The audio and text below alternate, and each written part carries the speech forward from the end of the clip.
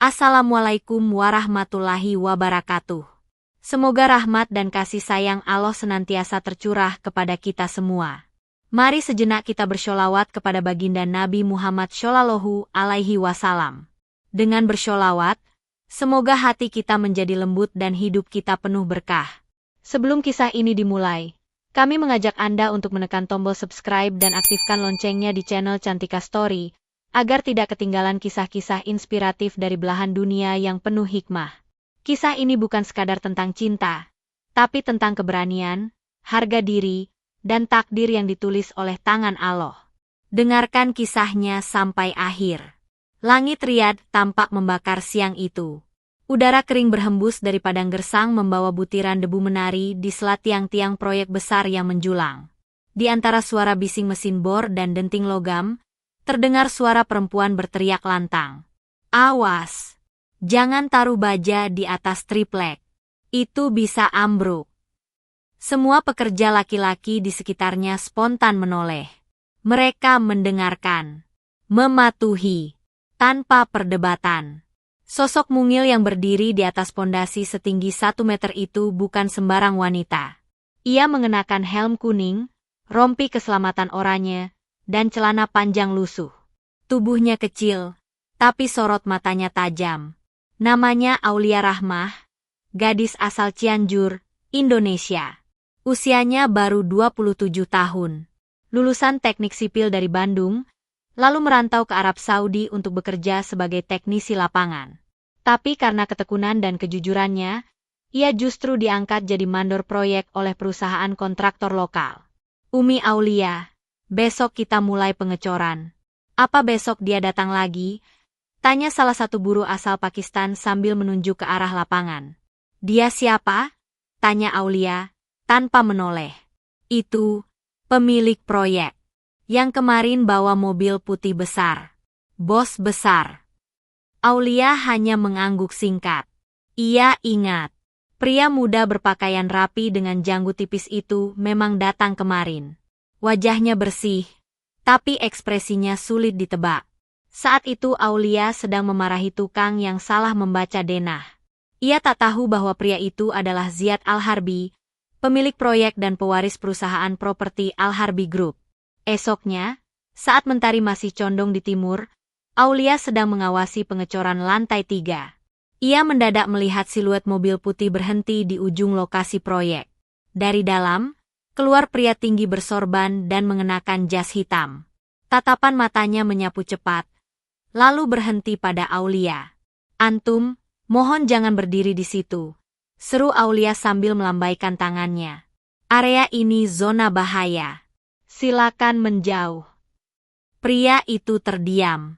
Ia melangkah perlahan, mendekati. Kacamata hitamnya dilepas. Senyumnya samar.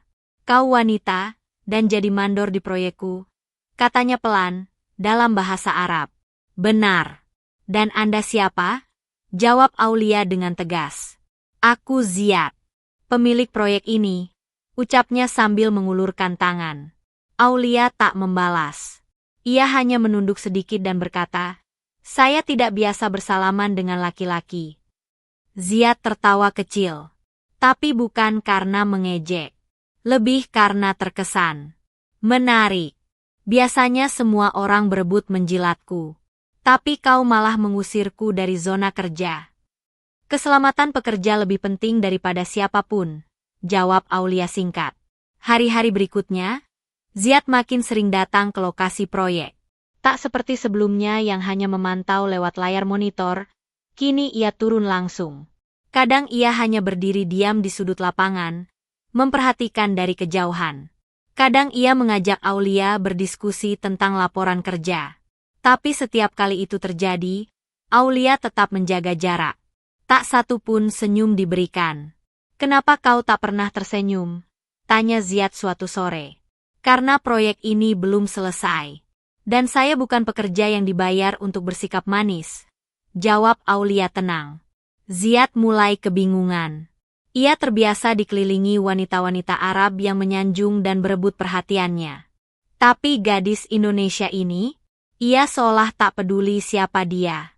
Tapi justru karena itu, Hati Ziad makin tergerak.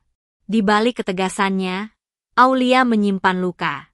Ia pernah gagal dalam lamaran pernikahan di tanah air. Mantan tunangannya meninggalkannya demi wanita lain yang lebih kaya. Sejak itu, ia menutup hati dan fokus menghidupi adik perempuannya yang masih sekolah. Ia tidak percaya pada cinta. Apalagi cinta dari pria kaya yang bisa saja mempermainkan status dan kuasa.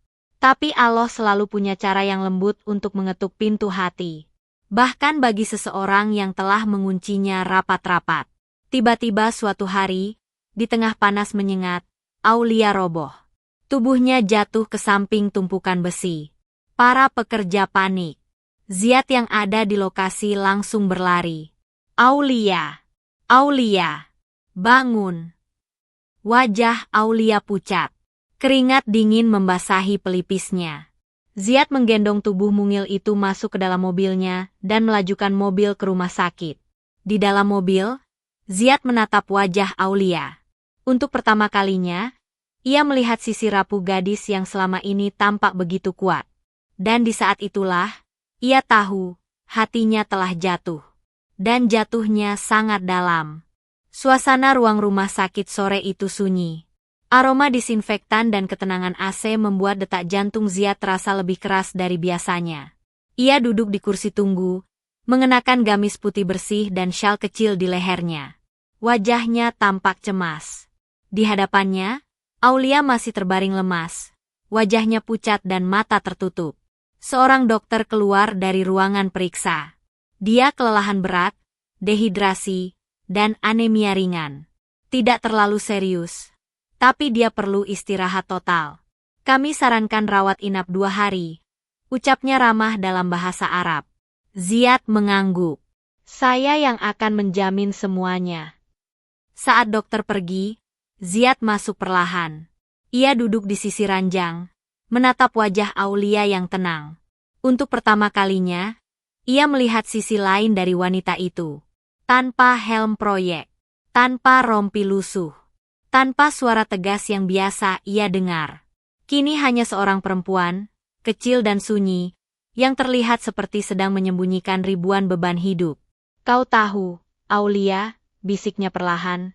Aku tak mengerti kenapa Allah membawaku ke proyek ini.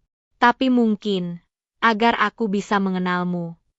Tak lama, Aulia membuka matanya. Wajahnya bingung. Ia mencoba bangkit. Tapi tubuhnya terlalu lemah. Di mana aku? Suaranya pelan. Di rumah sakit. Kau pingsan tadi siang. Aku yang membawamu, jawab Ziad lembut. Aulia mengerjapkan mata. Ia mencoba menegakkan tubuhnya, tapi Ziad menahan pelan. Istirahatlah. Kau tidak harus jadi kuat setiap saat. Aulia memejamkan mata. Ia tak menjawab. Beberapa saat kemudian, ia berkata lirih, "Terima kasih." 2 hari kemudian, Aulia kembali ke proyek. Meski masih lemas, ia menolak istirahat lebih lama. Para pekerja menyambutnya dengan tepuk tangan kecil. Tapi sorot mata mereka berbeda. Sejak insiden itu, mereka semakin menghormatinya. Bahkan beberapa mulai memanggilnya Ummu Mandor sebagai bentuk hormat. Ziad datang sore itu, dengan wajah sedikit gelisah. Ia menarik Aulia ke samping, menjauh dari kerumunan pekerja. Kenapa kau kembali terlalu cepat? Dokter bilang kau belum cukup kuat. Kalau aku tak kembali, proyek ini bisa kacau. Aku punya tanggung jawab. Ziad menghela napas panjang. Kau selalu bicara soal tanggung jawab. Tapi apakah kau tak ingin bahagia, Aulia? Pertanyaan itu menggantung di udara. Aulia menoleh pelan. Matanya sedikit berkaca. Bahagia? Bagiku, bahagia itu saat adikku bisa sekolah tanpa khawatir biaya. Saat pekerja di sini pulang ke rumah dengan selamat. Aku tak punya waktu untuk bahagia, Tuan Ziad. Jangan panggil aku Tuan. Panggil saja Ziad. Aulia tersenyum samar. Lalu ia melangkah pergi, meninggalkan Ziad dalam diam. Malam itu, Ziad duduk sendirian di beranda rumahnya. Angin gurun bertiup perlahan. Ia memegang foto ibunya, yang meninggal 2 tahun lalu karena kanker. Sosok yang selalu memintanya untuk mencari istri yang bukan hanya cantik, tapi kuat dan bermartabat. Umi, mungkin aku telah menemukannya. Tapi dia terlalu kuat bahkan untuk membuka pintu hatinya. Keesokan harinya, Ziad membuat keputusan besar. Ia membatalkan semua jadwal inspeksi proyek dan meminta bertemu Aulia di ruang terbuka di belakang lokasi. Di tempat itu, hanya ada bangku panjang dan beberapa pohon palem yang baru ditanam. Aulia datang dengan raut penasaran. Ia duduk tanpa bicara. Aulia, aku ingin jujur. Aku menyukaimu. Bukan karena kamu cantik, bukan karena kamu berbeda, tapi karena kamu membuatku merasa kecil, lalu bangkit ingin jadi lebih baik. Aulia menunduk. Napasnya dalam. Ziad, kamu orang penting. Aku hanya pekerja. Dunia kita berbeda. Allah menciptakan Adam dan Hawa bukan dari perusahaan dan gaji, tapi dari tanah dan kasih sayang. Aku tak peduli perbedaan kita. Aku hanya ingin tahu, apakah kamu mau memberiku kesempatan? Hening.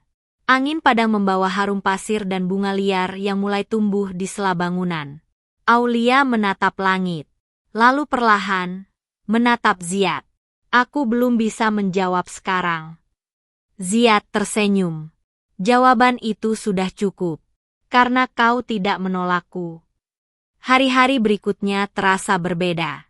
Aulia tetap bekerja seperti biasa, tapi tatapannya kini tidak setegang dulu. Ia mulai membuka ruang dalam dirinya untuk percaya bahwa mungkin Allah sedang menuliskan sesuatu untuknya. Dan di kejauhan, Ziad terus menunggu.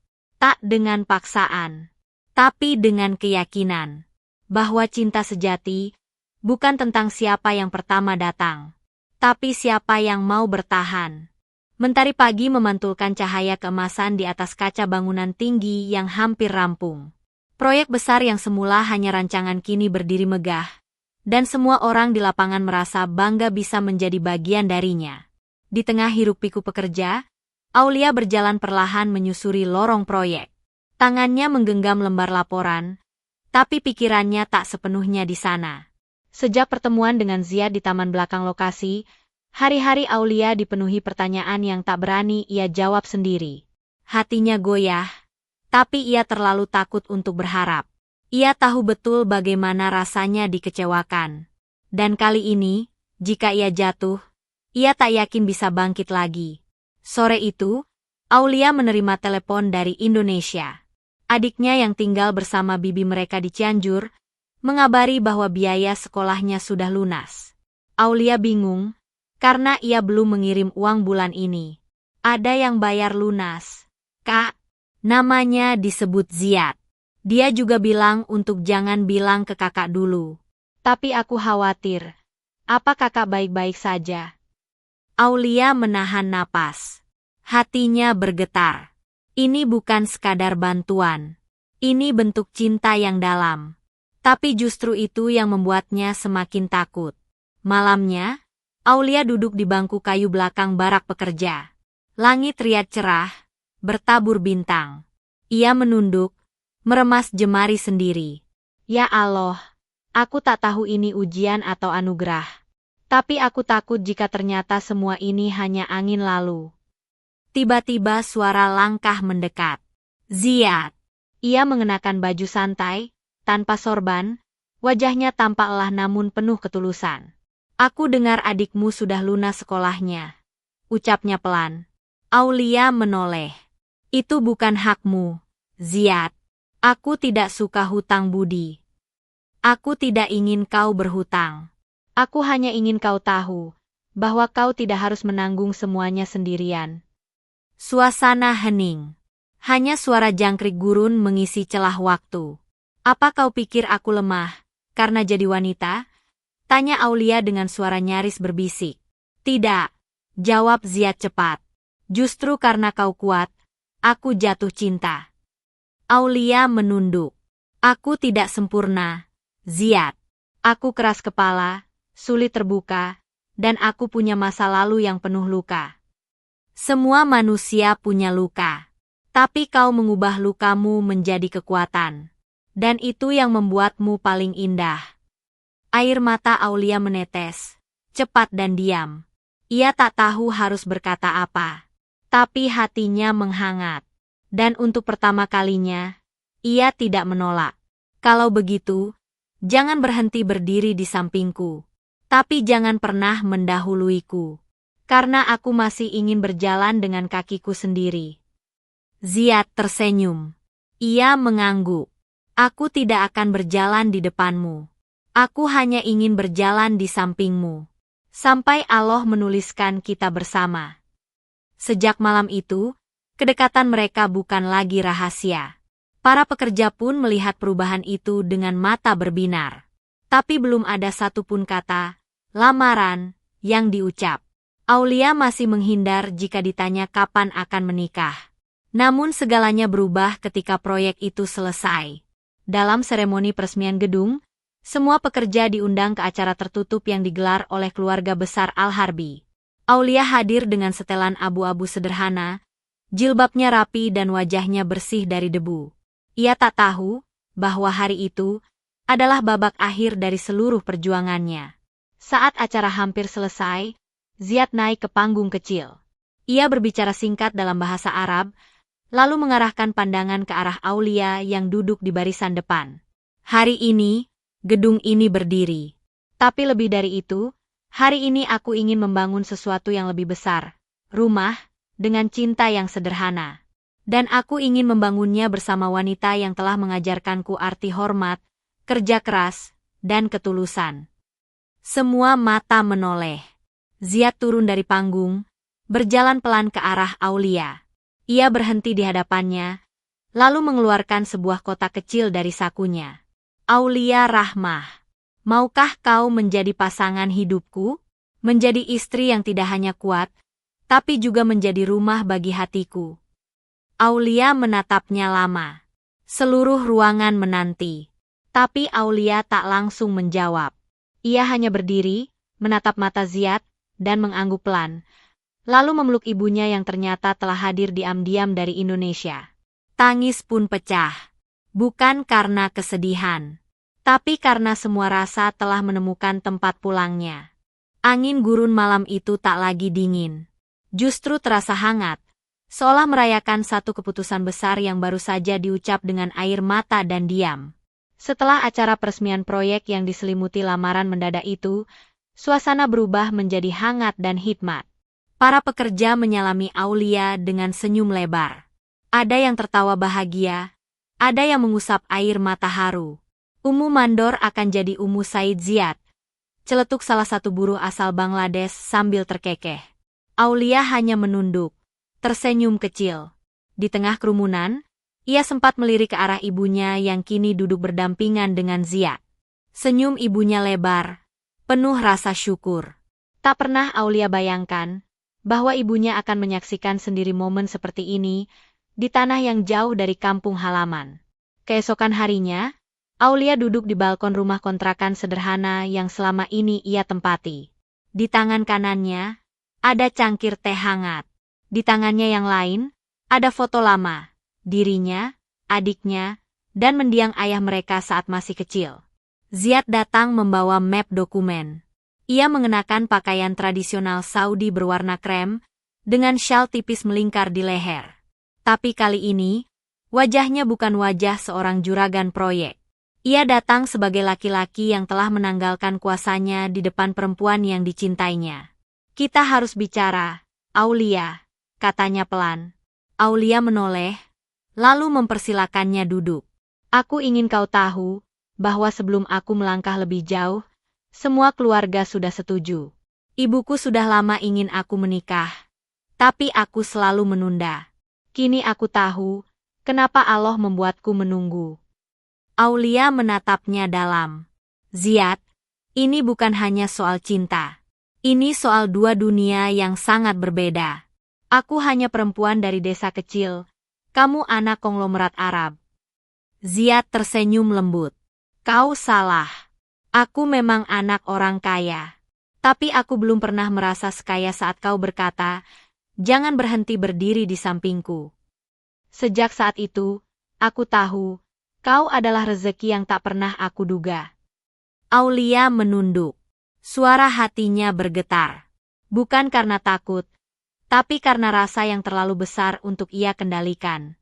Kita akan nikah sederhana, lanjut Ziyad. Tak ada pesta mewah.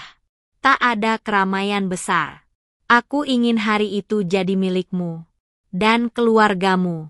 Aku akan undang Ustadz Indonesia yang biasa mengisi pengajian di Riyadh. Kau yang pilih mahar. Kau yang pilih hari. Aku hanya ingin satu hal. Aulia menatapnya. Ziyad menunduk sedikit. Lalu berkata lirih. Aku ingin setiap langkah kita nanti dimulai dengan sujud. Beberapa hari kemudian, sebuah rumah kecil di pinggiran Riyadh tampak dirapikan oleh para pekerja proyek. Taman dibersihkan, kursi disusun, dan tenda putih dipasang sederhana. Itulah tempat berlangsungnya akad nikah Aulia dan Ziyad. Aulia mengenakan gamis putih sederhana dan jilbab lembut warna krem. Wajahnya bersih tanpa riasan tebal. Ia duduk di sisi ibunya yang terus menggenggam tangannya sambil mengusap air mata. Umi, aku tak percaya ini nyata, bisik Aulia pelan. Doa ayahmu tidak pernah putus. Nak, doa itulah yang hari ini sampai. Sementara itu, Ziyad duduk di depan penghulu. Suaranya mantap, tanpa keraguan, saat ia mengucapkan ijab kabul dalam bahasa Arab dan langsung disambut gema takbir oleh para tamu yang hadir. Aku nikahkan engkau, Aulia Rahmah binti Abdul Hafidz, dengan mahar 5 gram emas dan hafalan surat Ar-Rahman. Aulia meneteskan air mata saat kalimat itu dilantunkan. Bukan karena jumlah mahar, tapi karena pilihan surat itu. Surat yang dulu sering dibaca ayahnya saat menenangkan Aulia kecil yang takut akan masa depan. Fabi ayyi alai rabbikuma atukazibaan. Malam pertama mereka di rumah kecil itu bukan berisi pesta atau gemerlap lampu. Tapi Ziyad mengajak Aulia duduk di sajadah berdua. Ia memegang tangan istrinya, lalu mengangkatnya ke langit. Ya Allah, terima kasih engkau kirimkan dia. Aku memohon, jadikan ia penyejuk mataku. Jadikan rumah tangga kami surga di bumi. Aulia menangis. Ia menyambung doa itu dengan suara parau. Dan jika aku pernah mengira bahwa cinta hanyalah luka, maka hari ini, aku tahu, cinta MU tak pernah menyakitiku. Malam itu, tak ada gaun mewah, tak ada sorotan kamera, tak ada pujian manusia. Tapi yang ada adalah dua jiwa yang menyatu, bukan karena dunia, tapi karena mereka percaya bahwa cinta sejati selalu bermula dari sujud kepada Allah. Beberapa pekan setelah pernikahan, rumah sederhana tempat Ziyad dan Aulia tinggal berubah menjadi hunian kecil yang hangat. Bukan karena kemewahan, tapi karena suasana yang ditaburi doa setiap hari. Aulia tetap bangun sebelum subuh, menyiapkan teh untuk suaminya, dan membersihkan halaman meski Ziyad memintanya untuk beristirahat. Kau kini istri pemilik Al-Harbi Group. Kau tak perlu lagi menyapu halaman, kata Ziyad sambil tertawa. Aulia menjawab sambil menaburkan air ke lantai berdebu. Justru karena aku istri pemiliknya, aku harus lebih tahu bagaimana menjaga rumah, dari dasar paling bawah. Ziyad tak pernah kehabisan rasa takjub. Wanita yang dinikahinya tak berubah. Tetap bersahaja. Tetap sederhana. Tetap mandiri. Namun sebagaimana cinta yang Allah jaga, selalu ada ujian sebagai penguat. Ujian itu datang tak lama kemudian, saat ayah Ziyad memanggilnya ke kediaman besar keluarga mereka. Di dalam ruangan luas yang dindingnya dipenuhi kaligrafi emas, Ziyad duduk di hadapan ayahnya, Syekh Abdullah Al-Harbi. Pria tua berwibawa itu menatapnya tajam. Kau sungguh menikahi wanita Indonesia itu tanpa restu kami? Tanyanya berat. Ziyad mengangguk. Aku mencintainya. Dan dia wanita yang jauh lebih layak dari sekian nama yang dulu Umi dan Abi sebutkan. Dia bukan dari keturunan kita. Dia hanya mandor, Ziyad. Keturunan kita dibangun dari jalur terhormat. Allah tak pernah menilai keturunan, Abi. Dia melihat hati. Suasana menegang. Tapi Ziyad tetap tenang. Ia tak sedang melawan ayahnya, hanya berdiri di sisi kebenaran yang ia yakini. Jika kau tak bisa menerima istriku, maka aku yang akan menjauh dari urusan keluarga. Biarkan aku mulai dari bawah. Aku akan tinggalkan jabatan di perusahaan. Ucapannya mengejutkan semua. Tapi Ziyad tidak goyah. Ia pulang ke rumah dengan wajah tegas, meski Aulia langsung membaca kegelisahan di matanya. Kau bertengkar dengan keluargamu. Ziyad memeluk Aulia. Lama. Erat. Jika aku harus kehilangan dunia demi mempertahankanmu, maka biarlah dunia pergi. Karena mencintaimu, bukan perhitungan untung rugi, tapi ibadah yang ingin kujaga sampai mati. Beberapa bulan berlalu. Mereka hidup sederhana, bahkan mulai bekerja dari proyek-proyek kecil yang ditangani Ziyad sendiri di pinggiran Riyadh. Aulia pun ikut membantu merancang denah, mengelola pekerja, dan mengatur laporan keuangan. Pasangan itu mulai dikenal sebagai pengantin proyek. Banyak pekerja migran Indonesia di Arab merasa bangga karena ada sosok Aulia yang mewakili suara wanita Asia di tengah gurun yang keras. Namun ujian tak berhenti di situ. Suatu malam, saat Aulia menyiapkan makan malam, ponsel Ziyad berdering. Ia terlihat ragu mengangkatnya, tapi Aulia menyuruhnya. Itu keluargamu. Jawab, aku bukan penghalang silaturahimmu. Ziyad pun mengangkat. Suara di seberang terdengar berat. Ayahnya, yang selama ini keras, berbicara dengan nada pelan. Ternyata ibunya, yang dulu mendukung hubungan mereka, jatuh sakit. Sangat parah. Keesokan harinya, Aulia yang memaksa Ziyad untuk segera ke rumah keluarga. Temui ibumu, Ziyad. Surga ada di telapak kakinya. Jangan sampai kau menyesal. Ziyad hanya bisa menatap istrinya dengan mata berkaca. Kau sungguh wanita paling luar biasa yang pernah kutemui. Beberapa hari setelah itu, kabar datang. Ibu Ziyad meminta bertemu Aulia. Saat Aulia masuk ke kamar besar yang kini redup itu, wanita tua itu menggenggam tangannya erat. Anakku, Aulia, maafkan aku yang sempat meragukanmu. Tidak ada yang perlu dimaafkan, Umi, bisik Aulia lembut. Saya hanya ingin Umi sehat kembali. Sang ibu menatapnya lama, lalu meneteskan air mata. Kau bukan hanya menantu. Kau adalah doa yang dulu aku panjatkan, tapi belum ku mengerti saat itu. Aulia menunduk dan mencium tangan wanita tua itu. Tak banyak kata, hanya air mata dan genggaman yang menyatu. Sejak saat itu, jalan mereka terbuka lebar. Keluarga besar Al-Harbi akhirnya menerima Aulia sepenuh hati. Ia pun resmi menjadi bagian dari Dewan Proyek Al-Harbi Group, dengan tetap memakai helm kuning yang sama, berdiri di lapangan seperti hari pertama dulu. Namun dalam hati Aulia, ia tahu, semua ini bukan karena ia hebat, tapi karena Allah telah menjaga setiap niat dan langkahnya, sejak dari tanah kampung, hingga ke tanah Arab. Dan rumah tangga mereka adalah bangunan yang bukan hanya berdiri karena cinta, tapi karena doa. Beberapa waktu berlalu sejak Aulia resmi diangkat menjadi salah satu direktur proyek dalam perusahaan keluarga Al-Harbi. Namanya perlahan dikenal di kalangan dunia konstruksi Riyadh sebagai wanita besi berhati lembut. Tak sedikit orang yang terkejut mendapati sosok perempuan Indonesia yang biasa turun langsung ke lokasi, meninjau bangunan, bahkan ikut mengecek ketahanan beton dan sudut pondasi. Namun Aulia tak berubah. Ia masih menyempatkan diri memasak sarapan untuk Ziyad, menyiram tanaman kecil di depan rumah, dan melipat baju suaminya sendiri. Kau bisa suruh pembantu, Aulia, ucap Ziyad suatu pagi, sambil membantu menyusun roti di meja. Aulia menjawab tenang, aku bukan menjaga rumah ini karena tak ada orang lain, tapi karena aku ingin rumah ini tahu bahwa aku mencintainya dengan kedua tanganku. Ziyad tak membalas. Ia hanya menatap istrinya lama, penuh rasa kagum yang tak pernah habis. Suatu siang, saat rapat evaluasi proyek tengah berlangsung, salah satu direktur senior yang baru datang dari Jeddah mengajukan pertanyaan tajam kepada Aulia. Saya hanya ingin tahu, bagaimana Anda bisa mencapai posisi ini? Karena saya mendengar Anda bukan dari keluarga konglomerat, bahkan dulu hanya mandor proyek. Ruangan sejenak hening. Beberapa orang menatap ke arah Aulia, menanti reaksinya. Tapi wanita itu tetap tenang. Senyumnya tak pudar. Benar. Saya memang dulu hanya seorang mandor.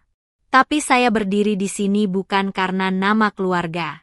Saya berdiri karena Allah mengizinkan setiap keringat saya menjadi nilai. Ia menatap direktur itu dalam. Di dunia konstruksi, kita tahu, fondasi tidak selalu tampak. Tapi jika fondasi itu kuat, maka bangunan akan bertahan puluhan tahun. Mungkin saya adalah fondasi yang tak tampak. Tapi izinkan saya menjaga bangunan ini dengan hati. Ruang rapat diam. Tapi sorot mata Ziyad berbinar. Istrinya tak hanya bijak, ia juga mengajarkan kehormatan tanpa harus meninggikan suara. Malamnya, mereka duduk berdua di balkon rumah, menatap langit Riyadh yang berbintang. Aulia, ujar Ziyad pelan, aku takut kehilanganmu. Aulia tersenyum, kenapa takut? Karena aku sadar, kau bukan hanya pendampingku. Kau guru dalam hidupku. Aku belajar bersyukur darimu. Belajar sabar darimu. Belajar diam saat dihina, dan bekerja saat direndahkan. Itu bukan karena aku hebat, Ziyad, tapi karena hidup mengajarkanku untuk berpegang hanya pada satu hal, ridho Allah. Ziyad menghela napas. Kalau begitu, ajari aku lebih banyak. Bukan hanya jadi suamimu, tapi jadi orang yang kelak bisa memimpin rumah ini menuju surga. Aulia memeluk suaminya. Tak ada jawaban. Hanya diam dan air mata yang jatuh di bahu Ziyad. Malam itu, mereka tak bicara banyak. Tapi cinta mereka justru tumbuh di dalam sunyi. Beberapa hari kemudian, Aulia mendapat kabar dari Indonesia. Adiknya, yang telah menyelesaikan kuliah, mendapat beasiswa ke Jepang. Aulia sujud syukur. Ia menangis lama di musola kecil rumahnya. Ya Allah, kau tidak hanya menjawab doaku, tapi kau mengangkat derajat keluargaku lewat jalan yang tak pernah kusangka. Ziyad datang menghampiri, memeluk istrinya yang masih dalam posisi sujud. Semua ini bukan karena usahamu saja, Aulia, tapi karena kau meniatkannya dengan tulus sejak awal. Itulah kenapa Allah menjawabnya dengan keindahan. Waktu terus berjalan. Aulia kini menjadi inspirasi bagi banyak wanita pekerja di Riyadh. Ia diundang ke berbagai forum, diberi penghargaan sebagai wanita Asia berprestasi di bidang konstruksi. Tapi di balik panggung dan tepuk tangan, ia tetap perempuan yang sama, yang mencuci piring sendiri, menyetrika baju Ziyad, dan duduk di musola rumah sambil membaca surat Ar-Rahman sebelum tidur. Dan Ziyad, ia tak lagi dikenal hanya sebagai anak konglomerat, tapi sebagai suami dari wanita kuat, yang mengajarinya makna hidup sesungguhnya. Cinta mereka bukan cinta biasa. Cinta mereka tumbuh dari pasir Riyadh, dibangun dengan kerja keras, dibingkai doa, dan dijaga dalam sujud. Pagi di Riyadh terasa berbeda. Udara masih sejuk, dan langit dihiasi awan tipis yang melayang perlahan. Di taman kecil di belakang rumah, Aulia duduk bersila di atas rumput, tangannya menggenggam mushaf kecil. Helaan napasnya tenang. Sesekali matanya terpejam, seolah sedang berbicara lirih kepada langit. Hari itu adalah hari jadi pernikahan mereka yang ketiga. Tapi bagi Aulia, bukan tanggalnya yang istimewa, melainkan makna dari tahun-tahun yang telah mereka lewati bersama. Dari awal ia menjadi mandor wanita di proyek Gersang, hingga hari ini, saat ia telah menjadi istri dari lelaki yang mencintainya karena Allah. Ziyad datang membawa 2 cangkir teh. Ia duduk di samping istrinya tanpa berkata apa-apa, hanya menyerahkan teh hangat dengan senyum kecil. Aku tidak tahu bagaimana cara merayakan ulang tahun pernikahan, ucapnya pelan. Aulia tersenyum, dengan duduk seperti ini, cukup bagiku. Tak ada yang lebih indah daripada duduk dengan suami, sambil membaca ayat Allah. Ziyad menatap Aulia lama, lalu mengeluarkan sebuah kotak kayu kecil. Di dalamnya, terdapat lembaran kertas kuno. Aulia mengernyitkan dahi. Apa ini? Surat lama. Tulisanku. Sebelum kita menikah. Dulu aku tulis ini di malam pertama aku melihatmu marah-marah di proyek. Tapi aku tak pernah berani memberikannya. Aulia membuka lembaran itu perlahan. Tulisan tangan Ziad terlihat rapi, dengan tinta yang sedikit pudar. Jika perempuan ini adalah bagian dari takdirku, maka jangan jadikan dia mudah bagiku. Tapi beri aku ujian, agar aku tahu cara menjaga perempuan sekuat itu. Air mata Aulia jatuh di antara huruf-huruf itu. Ia tak sanggup berkata apa-apa. Hanya menggenggam tangan suaminya lebih erat. Beberapa jam kemudian, Aulia dan Ziad menghadiri undangan dari komunitas pekerja migran Indonesia di Riyadh. Di tengah kerumunan, seorang wanita muda mendekati Aulia. Mbak Aulia, saya dengar kisah Mbak dari teman-teman. Apa benar Mbak dulunya mandor bangunan di sini? Aulia tersenyum. Ia tak marah. Justru bangga. Benar. Saya dulu mandor. Dan itu bagian paling indah dalam perjalanan saya. Dan sekarang jadi istri bosnya. Aulia mengangguk pelan. Bukan karena saya cantik. Bukan juga karena saya mengejar kaya. Tapi karena Allah menulis takdir dengan cara yang tak bisa manusia pahami. Wanita muda itu menangis. Ia bilang bahwa ia sendiri sedang bekerja sebagai pembersih apartemen, jauh dari keluarga dan penuh tekanan. Tapi setelah mendengar kisah Aulia, ia merasa memiliki harapan. Jangan pernah minta mudah, pesan Aulia lembut. Mintalah kekuatan untuk tetap jujur dan istiqomah. Karena rezeki yang baik akan datang dengan cara yang baik. Di perjalanan pulang, Ziad menggenggam tangan Aulia tanpa bicara. Lalu tiba-tiba berkata, "Jika aku mati lebih dulu, apa yang akan kau lakukan?" Aulia tersenyum tipis. "Aku akan melanjutkan proyek hidup yang sudah kita bangun. Bukan bangunan fisik, tapi bangunan iman dan cinta. Karena cinta yang kita punya, tak boleh mati meski jasad kita terkubur." Ziad menatapnya lama, lalu berkata lirih, "Aku bersaksi, aku telah menikahi wanita terbaik yang Allah turunkan untukku." Beberapa tahun kemudian, sebuah sekolah teknik gratis khusus perempuan berdiri di timur Riyadh. Namanya Madrasah Bina Rahmah. Didirikan atas nama Aulia Rahmah Al-Harbi dan dibiayai penuh oleh yayasan keluarga mereka. Aulia tak lagi aktif sebagai mandor, tapi ia setiap pekan mengajar langsung di sana. Ia mengajarkan bukan hanya ilmu teknik, tapi juga prinsip hidup, kejujuran, sabar, dan iman. Dan di setiap awal kelas, ia selalu berkata, "Aku bukan siapa-siapa. Aku hanya perempuan yang jatuh cinta pada pekerjaan dan bersujud dalam kelelahan.